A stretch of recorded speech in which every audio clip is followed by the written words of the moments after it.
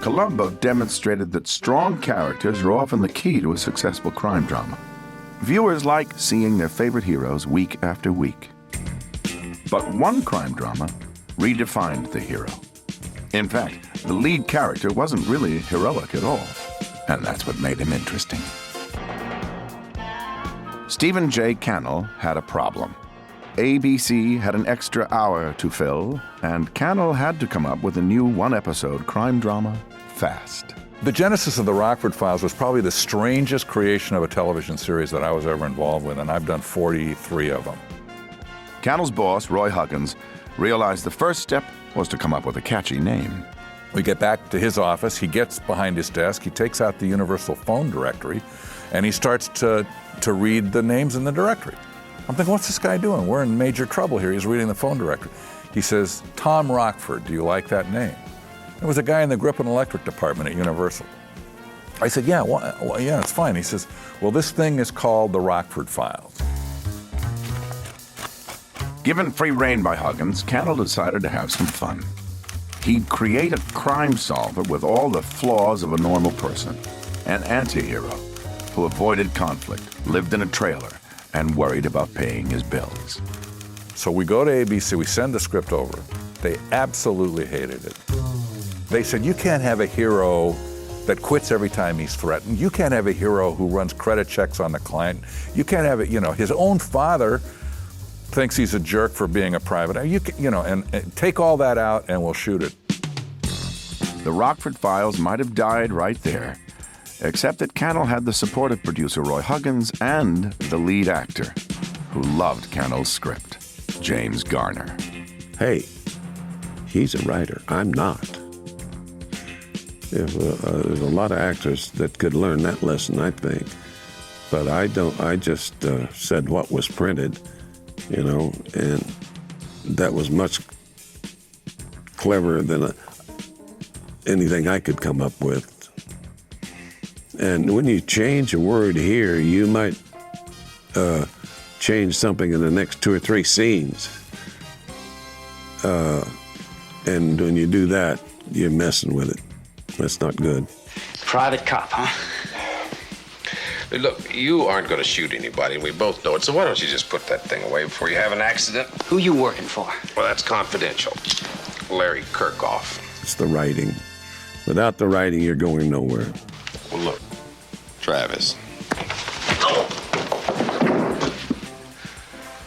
I fell for that trick once myself. Works pretty good, doesn't it? The Rockford Files would get produced exactly as written.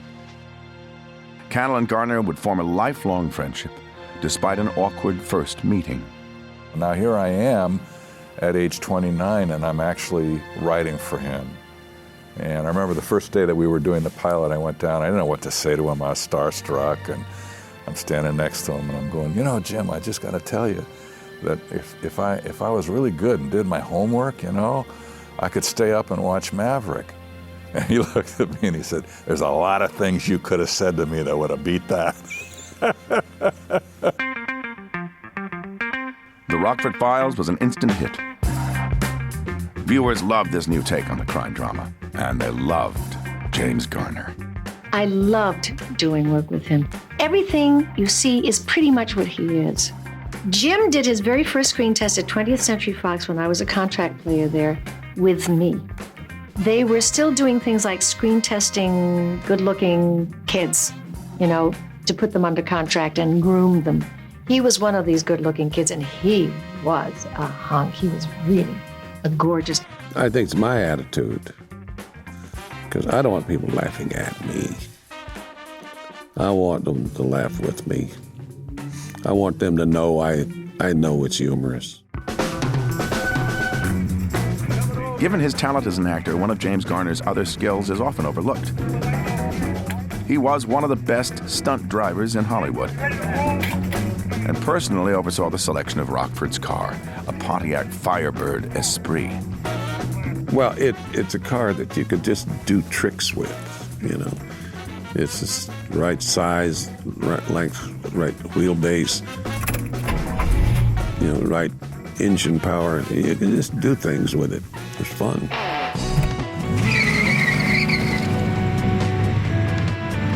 Garner's stunt driving skills were so widely respected, one particular maneuver was named in his honor, a trick that stunt drivers now call a Rockford. The car chases looked so good, Cannell worried Garner might get hurt, and so stunt drivers were hired to replace him. But the new drivers were tame compared to Garner, and so Stephen J. Cannell had to reverse his decision. I was forced to swallow my pride and go down to the set and say, you know, Jim, I think maybe you should drive this car. He was that much better because, you know, he's one of the best stunt drivers probably in this business. And here he was as the star of my show, so I could tie my principal into all those shots.